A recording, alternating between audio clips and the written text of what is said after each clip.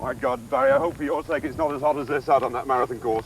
Well, it wouldn't worry me too much, because if you remember, Rotherham was pretty hot too. So the heat doesn't worry me. The humidity might. This is something we don't encounter so much in Britain. You've driven over the course. What's it like? There are a couple of hills. There's quite a rise out of the stadium for the first 10 kilometres. And there's also quite a sharp hill at around 29 kilometres, which will suit me because I love hills. Actually, what about that fast finish, though? Downhill is a bit welcome for a lot of athletes at the finish. Yes, not for me. I don't like downhill running at all. It's where Jeff Norman almost caught me at Rotherham. I'm going to have to watch that. Now, you're on this bleed-out diet at the moment, aren't you? Just explain what that means. Well, on Saturday evening this week, I ran a very long run, 20 miles. The idea being to deplete the body of carbohydrates. And for 3 days, I ate nothing but proteins. This leaves you very weak, and you're craving, really, for carbohydrates by the end of the 3 days. And the muscles are then actually really wanting this glycogen stuff, and you pile in the carbohydrates for the last 3 days, and the muscles are able to contain more glycogen than they'd normally be able to. And it's this that gives you the energy, you know, to run those last few miles hard. What do you do during the race, Barry, at the feeding stations? What have you got there? A mixture of Accolade and Dynamo, which is what I use at Rotherham.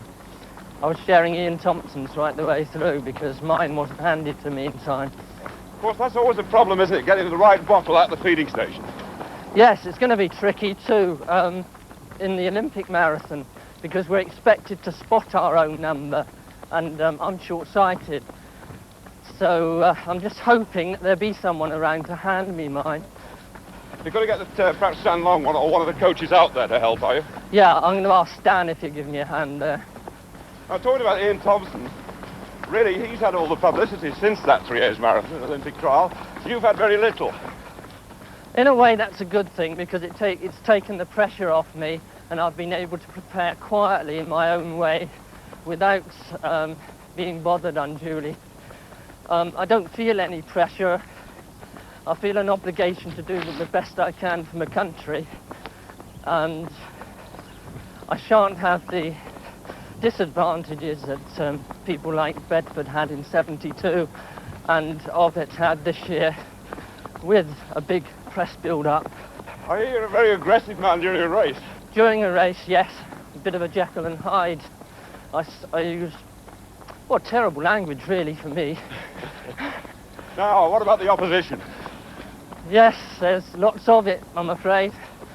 Frank Shorter looks in good form. The local hope, Jerome Drayton's going well. The Italians seem to be training fast, but you can never tell in a marathon race. It's a bit like the Grand National. Yeah. It's too long to predict anything. Of course, it's rumoured that Viren may go. Yes, I think Viren probably might. He's already won the 10 very convincingly. He's going for the treble.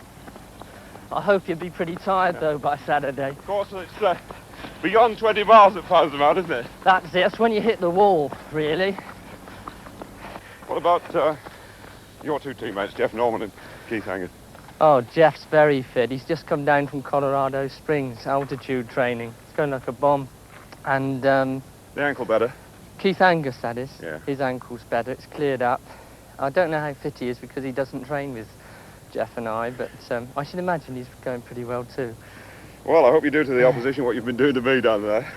That would be nice, wouldn't it? Actually, you look comparatively fresh. It's all on the outside.